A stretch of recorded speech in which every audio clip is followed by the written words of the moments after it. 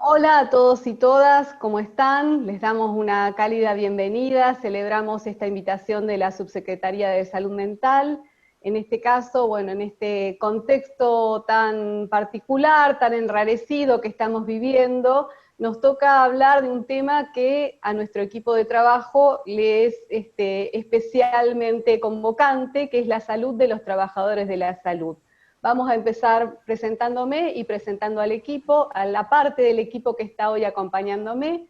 Mi nombre es María Jovanovic, soy la coordinadora de la Red Provincial de Salud Mental en Incidente Crítico, equipo especializado en emergencias y desastres de la Dirección de Emergencias del Ministerio de Salud de la Provincia de Buenos Aires, y nos parece que la mejor manera de hablar del cuidado de la salud de los equipos, en pandemia en este caso, es presentando a nuestro equipo, y siempre hablamos de qué cosas, de alguna manera mitigan el estrés de las situaciones.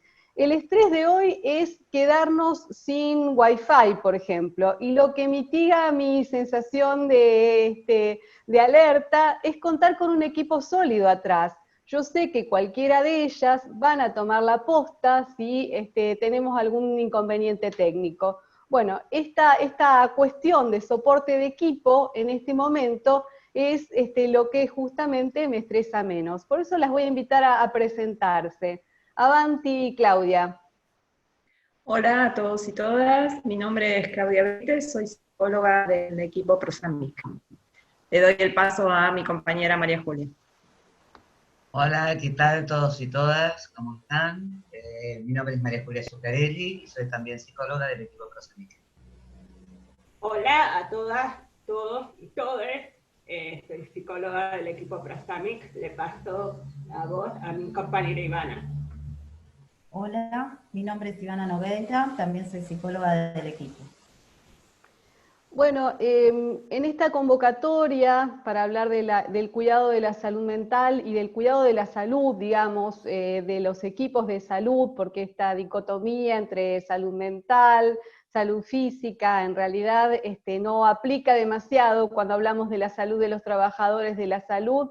En realidad sabemos que las cuestiones del impacto en la salud mental inciden directamente en nuestra fisiología, que no es algo que lo podemos pensar separadamente, es un tema del que se ha hablado mucho en los últimos años, y que nuevamente esta situación de pandemia vuelve a poner en foco.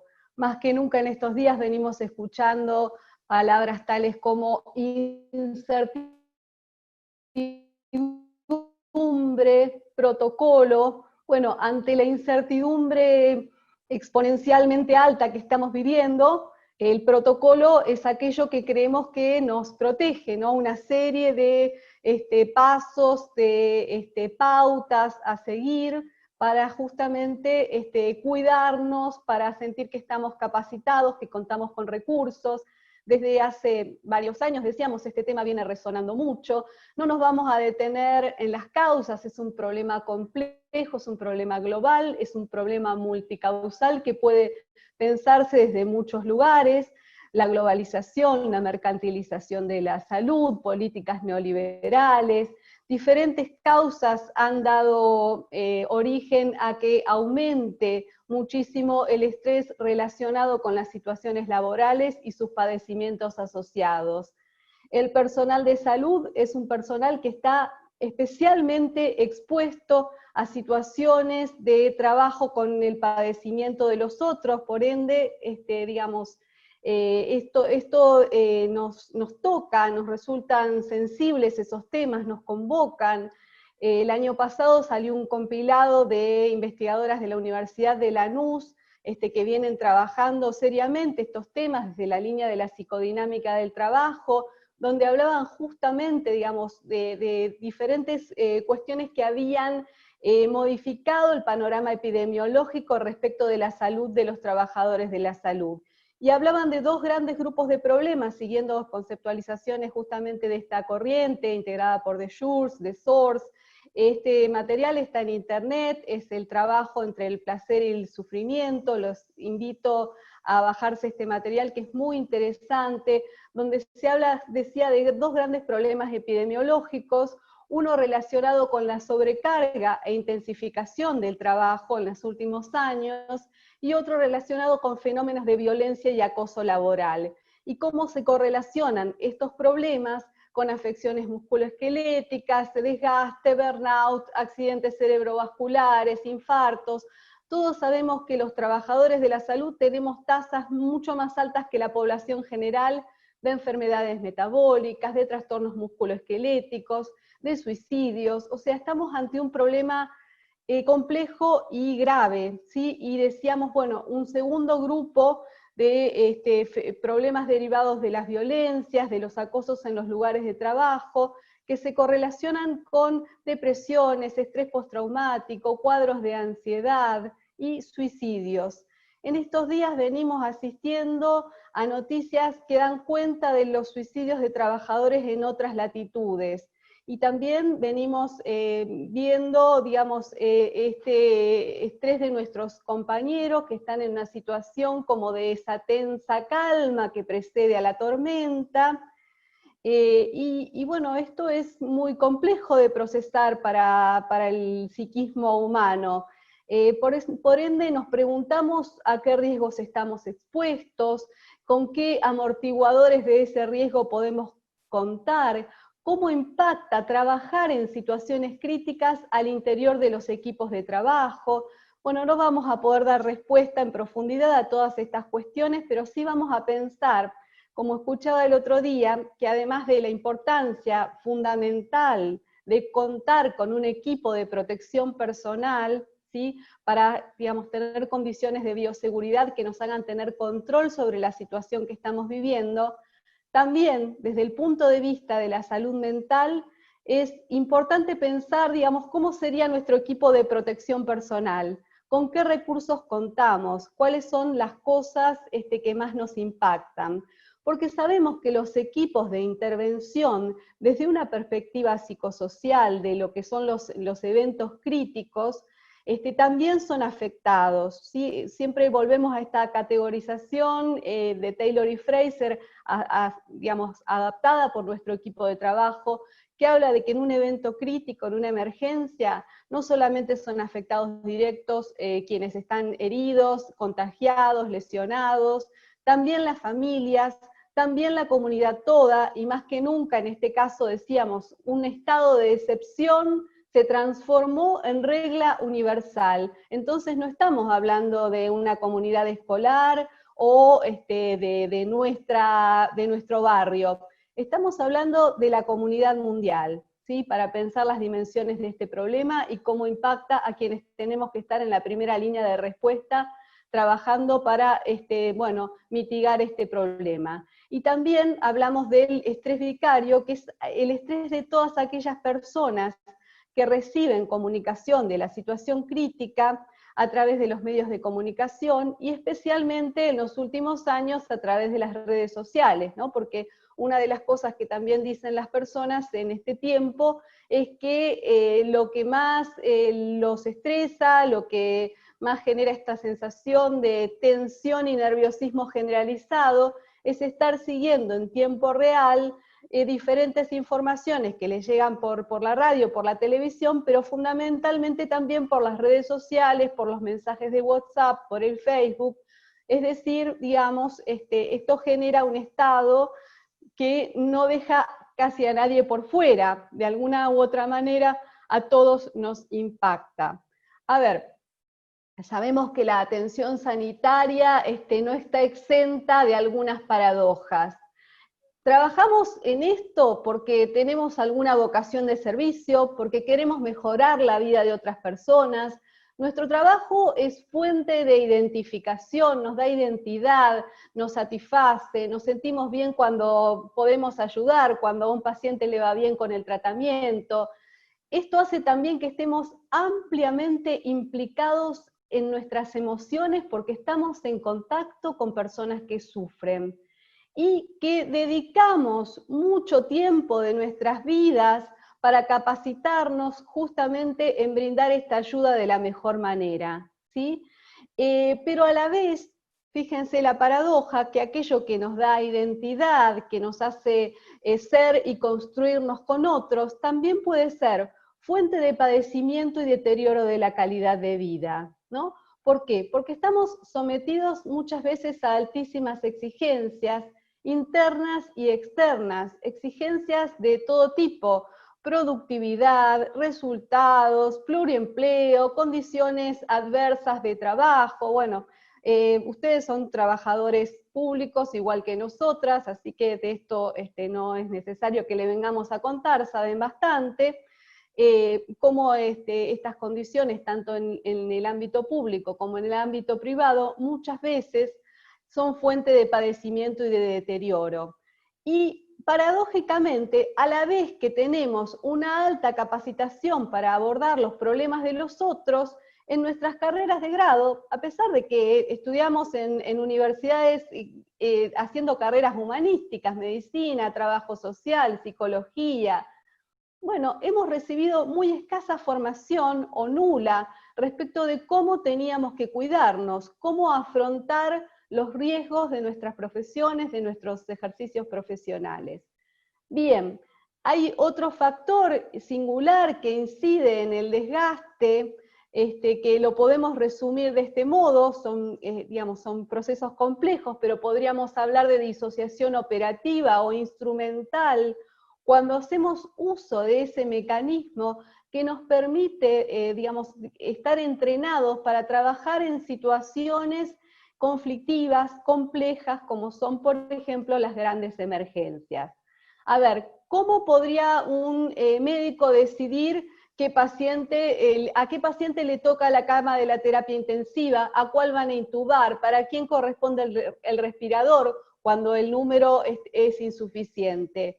Tenemos que separar en ese caso las emociones, ¿sí? Porque, digamos, si no nos pondríamos a llorar con cada situación. Escena que hemos visto repetidamente de médicos de otras latitudes que se han visto ante estos dilemas bioéticos, ¿sí? Pero hay algo de la disociación que hace que, bueno, tengamos que separar la emoción y tomar decisiones y no ponernos a llorar con cada uno de nuestros pacientes y con cada situación crítica que nos toca vivir, pero somos personas, entonces la disociación no es completa.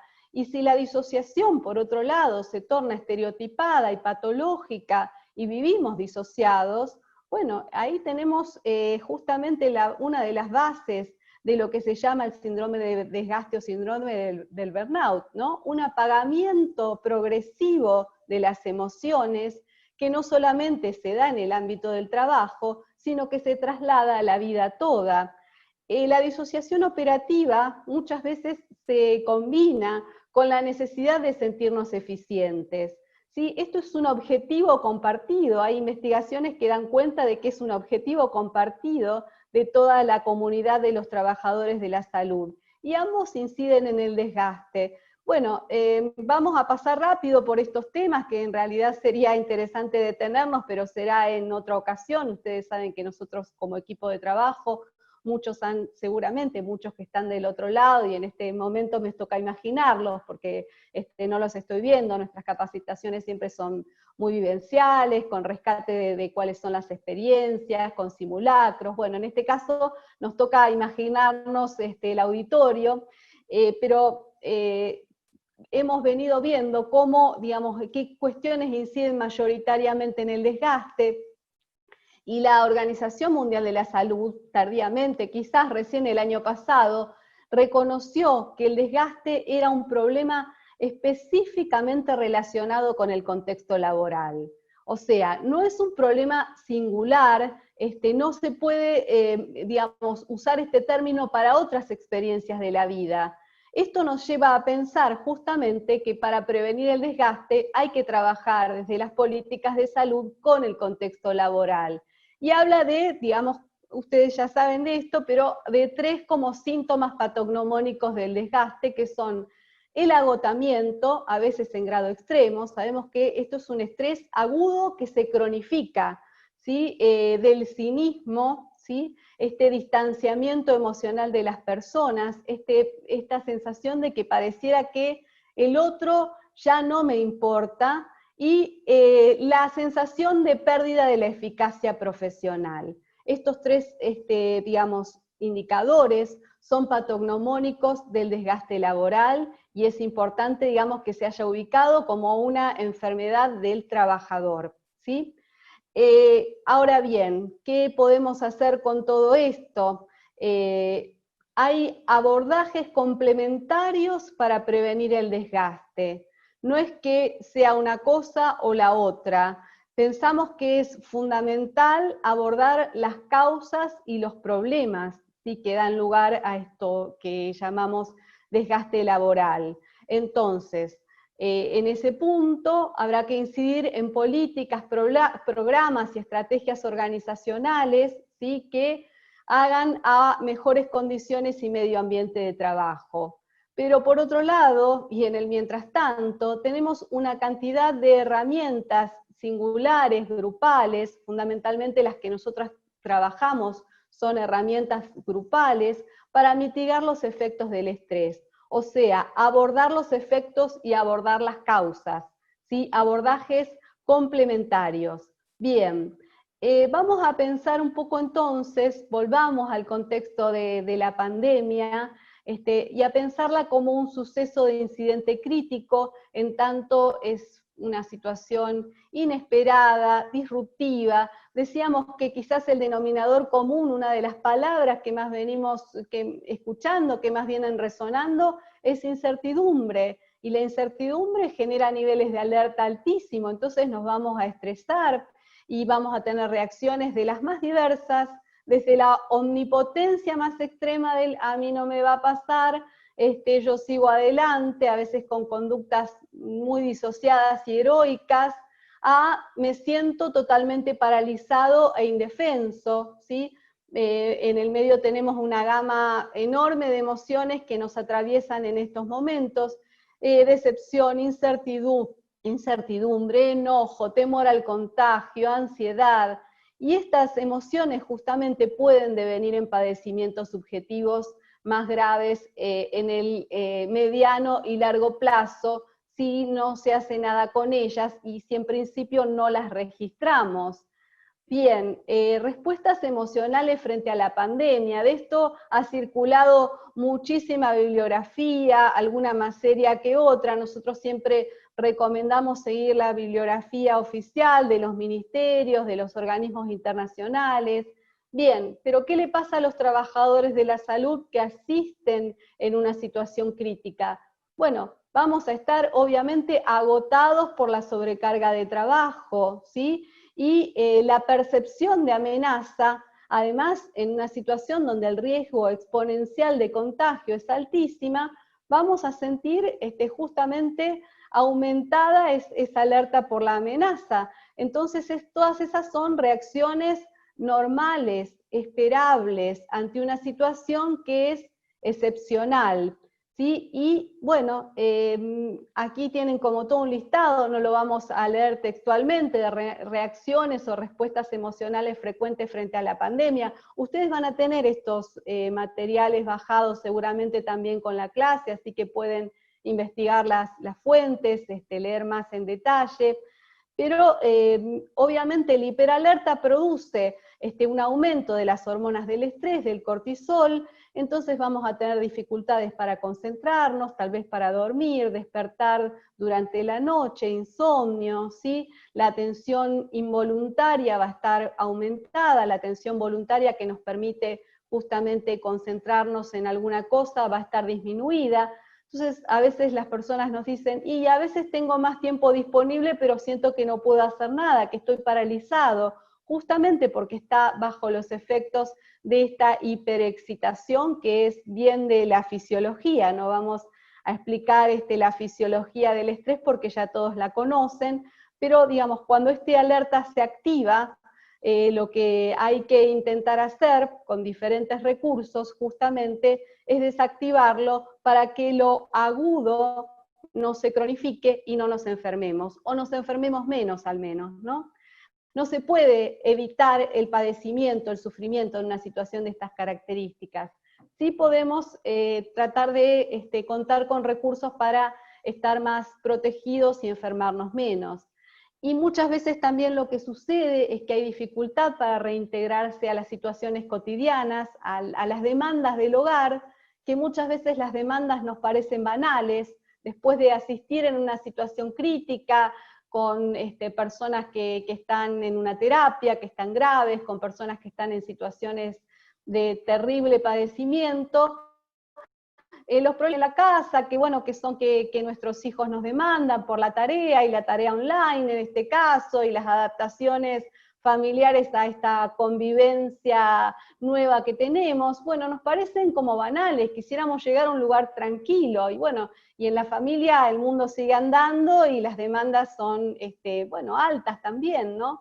Entonces esto genera a veces situaciones de violencia intrafamiliar, de enojo, de rabia, respecto del trabajo, desilusión, frustración. A veces necesitamos estar permanentemente en contacto con nuestros compañeros, después de terminada la situación laboral inclusive.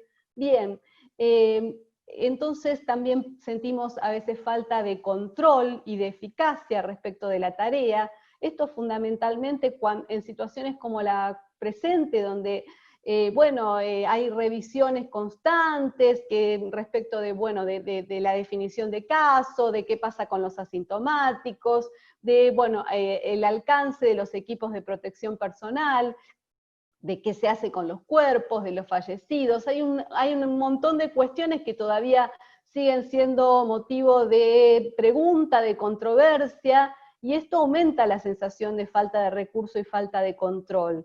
Va a haber sentimientos de enojo, de injusticia, de agotamiento extremo también, ¿no?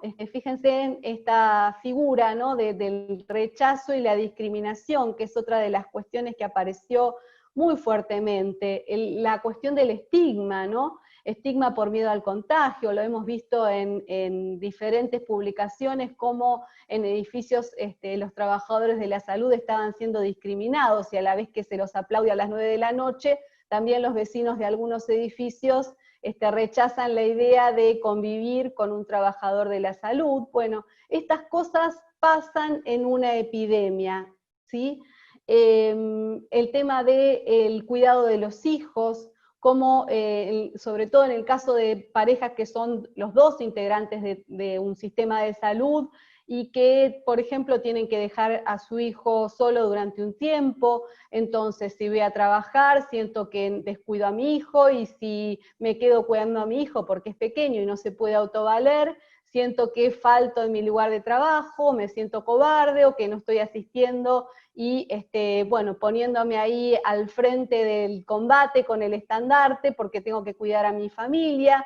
Bueno, todas estas situaciones las venimos escuchando permanentemente, generan impacto, reacciones, y a la vez también está esa percepción de amenaza potencial, de lo que todavía no nos pasa, pero nos podría pasar, porque cuando vemos imágenes de Europa, de Estados Unidos, vemos colapsos de los sistemas sanitarios, sistemas que pensábamos que eran más fuertes, más robustos que el nuestro, y bueno, han colapsado. Pensamos, ¿qué va a pasar si no se detiene el ritmo de contagio? ¿Qué va a pasar si alguno de nosotros quedamos en situación de aislamiento?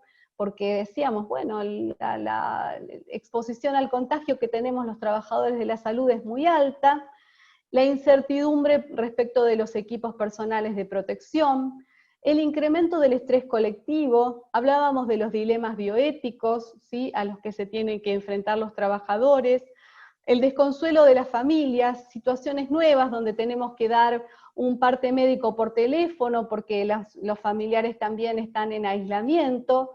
Bueno, son una cantidad de situaciones novedosas que hay que ir como pensando y resolviendo sobre la marcha en algunos casos, porque no está todo protocolizado, porque se nos presentan desafíos nuevos.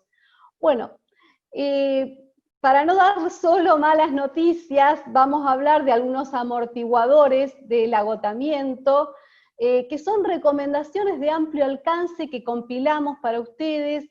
A ver, no son recetas de cocina, pero son cuestiones que nosotros hemos probado trabajando con nuestros compañeros de equipo, con diferentes equipos impactados. Nos ha tocado trabajar en la pandemia H1N1, en lugares que eran lugares privilegiados de derivación de pacientes. Nos ha tocado trabajar con bomberos, con docentes, con equipos de justicia, con equipos, por supuesto, de hospitales que sufrieron alguna situación de impacto. Entonces, recomendamos una serie de,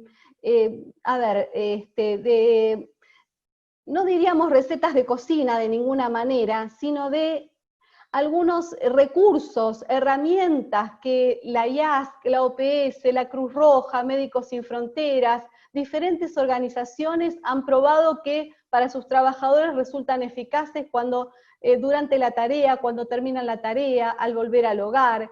Y cada trabajador, cada colectivo de trabajadores puede definir, delimitar cuáles son los recursos que en otras ocasiones les han servido y cuáles se adecúan mejor a sus necesidades y a su contexto, ¿sí? Porque a veces esto de recomendar y de ponerse en un lugar de decirle al otro lo que tiene que hacer, bueno, no genera las mejores reacciones, los mejores resultados, pero nos parece que es importante saber que para los trabajadores de las emergencias existen protocolos de cuidado y que dentro de esos protocolos hay muchas recomendaciones que son de amplio alcance y que a cualquiera de ustedes les podrían servir en estas situaciones. La cuestión de tener rutinas, de comensalidad, de beber agua frecuentemente en pequeñas cantidades, de alguna manera ayuda a nivelar esa alerta fisiológica que disparan las hormonas del estrés. Hacer ejercicios de relajación, de respiración, porque justamente lo que, digamos, hacemos es hiperventilar en estas situaciones, ¿no? Porque cuando estamos en hiperexcitación, no tenemos registro de nuestro estado corporal, y hacer una respiración consciente justamente ayuda a nivelar los gases en sangre y por ende, digamos, corta ese disparo de las hormonas del estrés. Es una cuestión fisiológica simple que todos los que están del otro lado, que son de salud, van a entender. Reducir el consumo de todo aquello que creamos que nos sirve para tapar el malestar, pero desencadena efectos peores, porque los psicofármacos, ¿sí? Los sedantes, lo que hacen justamente es reforzar el hiperalerta y reforzar la disociación. O sea, vamos a estar más disociados, no nos vamos a conectar con el padecimiento quizás, pero los efectos a largo plazo son mucho peores. Lo mismo si incrementamos el consumo de tabaco, de alcohol, de cualquier sustancia, ¿sí? Esta cuestión de tapo, pero no resuelvo, no elaboro. Revisar las medidas de cuidado, ¿sí? Quienes padecen enfermedades crónicas severas están exceptuados de estar en la primera línea, y decíamos muchas veces se sienten culpables, pero es importante cuidar a esos compañeros. Es importante no aislarnos el aislamiento social o el aislamiento físico no tiene que ser aislamiento emocional. Es importante el apoyo social entre pares, contar con amigos, contar con familiares. Es importante trabajar en equipo, como lo estamos haciendo nosotras esta mañana con mis compañeras del otro lado, con acuerdos básicos para cuidarnos, respecto del descanso, de la rotación de roles, de las medidas de distanciamiento social, de higiene, estar permanentemente informados a través de fuentes oficiales es algo que disminuye nuestra falta de control de la situación. Esto que parece una obviedad para los equipos de salud, ¿no? Consultar inmediatamente si tenemos síntomas de fiebre o respiratorios.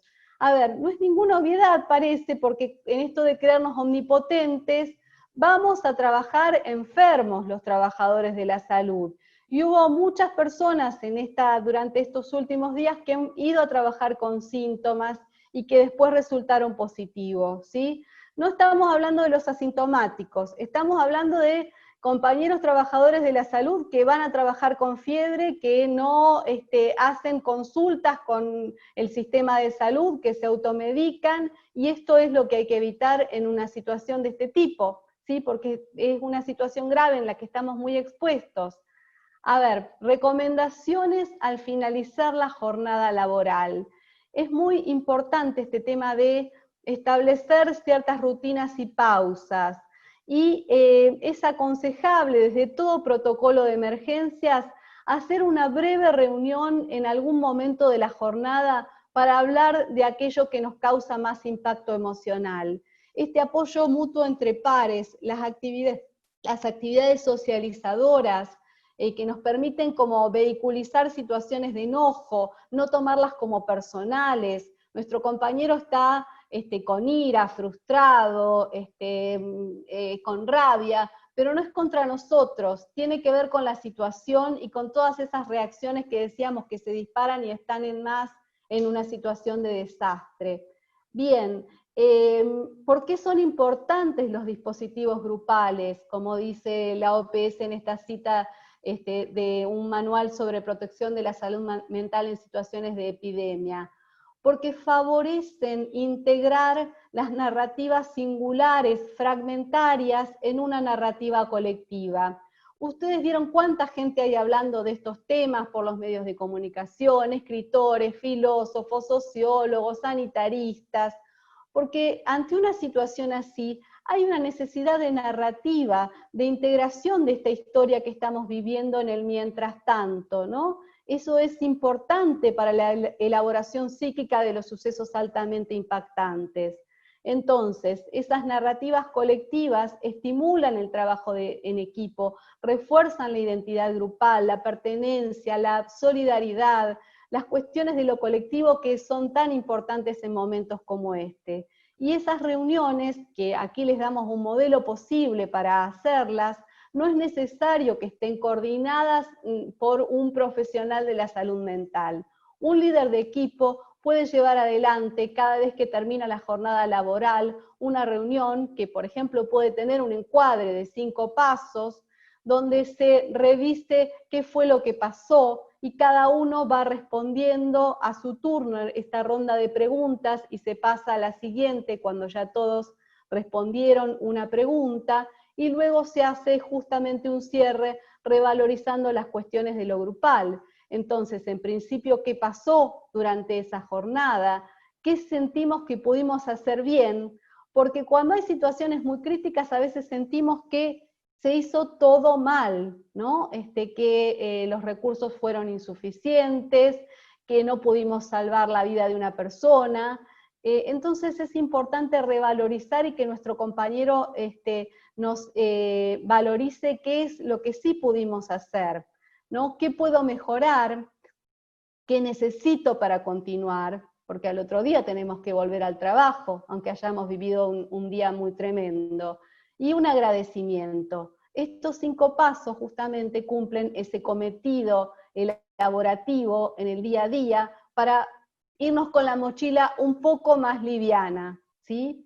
Para no seguir con esa sensación de hiperalerta, enojo, impotencia, frustración, y llevarla a cada uno de los lugares. Porque a veces decimos, bueno, yo me saco el equipo de protección personal, tiro el camisolín en los residuos patológicos, y no nos convertimos en otra persona por sacarnos el ambo, ¿sí? Uno es la misma persona, por más que se disocie para trabajar, y lleva los problemas a los distintos ámbitos por los que recorre, ¿no? Entonces, ocuparse y atender a la familia, es importante, digamos, ver cuáles son esas demandas familiares en la cotidianeidad, hacer alguna actividad física, alguna actividad de relajación que nos resulte placentera, ya explicamos por qué, reducen el hiperalerta. Es importante la cuestión del descanso, que es justamente una de las cosas que se obstaculiza en estas situaciones, por la tarea misma o porque estamos tan pasados de rosca que no podemos dormir bien, pero ustedes saben que el error médico mucho tiene que ver, el error de enfermería, con la deprivación del sueño, por eso es tan importante. Volvemos a insistir sobre esta cuestión de no tapar las emociones adversas con algún psicofármaco, no aislarnos. Es importante que contamos con algunos recursos para reintegrar las emociones disociadas en el trabajo. Escribir y sistematizar las experiencias. La escritura cumple como un doble cometido. Por un lado puede ser catártica, pero también documentar lo que hicimos, presentarlo después en el Ateneo del Hospital, en la jornada de fin de año, en un congreso, es algo que protege nuestra salud mental. Actividades relacionadas con el arte, la música, el cine, el baile, aquello que nos gusta hacer y nos pueda conectar con las emociones de otro modo más saludable. Contar con tiempos para la familia, para los afectos, conectarnos con la naturaleza. Bueno, no podemos ir a un parque, pero por ahí podemos sí tener una baceta en el balcón o en el living, y esa conexión con la naturaleza suele también reintegrar las emociones de otro modo. Conectarnos con las mascotas, que además yo siempre digo no nos demandan verbalmente, entonces esa es una ventaja importante. Amortiguadores del desgaste son la provisión de recursos adecuados y la capacitación continua. ¿Qué estrategias, decíamos antes, nos han servido en otras ocasiones para manejar situaciones muy críticas? Ser conscientes de los límites de nuestra función. No podemos todo, podemos algunas cosas, ¿sí? Porque a veces, como no podemos todo, pensamos que no podemos nada. Entonces, entre la omnipotencia y la impotencia es importante ubicar que sí podemos algunas cosas. No identificarnos en exceso con el padecimiento de todas las situaciones que estamos atravesando, y pedir ayuda, ¿sí? Esto que a veces a los trabajadores de la salud les cuesta bastante. Cuando alguien experimenta un cambio importante en su manera de ser anterior, ¿no? Cuando alguien dice, yo era de este modo, pero me fui apagando. Cuando sentimos señales de estrés continuo, aún estando en un lugar protegido, cuando ya terminó el peligro, la amenaza, y nos seguimos sintiendo amenazados. Cuando asumimos alguna conducta de riesgo y alguien nos los hace notar y nosotros no nos damos cuenta. Bueno, estemos alerta a esas advertencias. Cuando tenemos un trastorno del sueño severo o perdemos la capacidad de disfrute. Cuando vemos a algún compañero del equipo de salud que está en esa situación, es importante poder brindarle ayuda y poder decirle que, bueno, que cuenta con recursos, ¿sí? Que hay digamos, diferentes opciones de ayuda, y una de ellas es justamente la cohesión grupal y el trabajo en equipo. A ver, el trabajo en equipo es un sistema de protección fundamental. Terminamos esta presentación con esta idea y con una cita que sí les voy a leer, que dice que la salud mental de los individuos en el trabajo depende fundamentalmente de los otros, y sobre todo de las relaciones de solidaridad. Un colectivo de gente que se estima entre sí, un colectivo de trabajadores que es solidario, ya supone una acción de prevención. A veces además necesitamos ayuda especializada y es importante reconocerlo.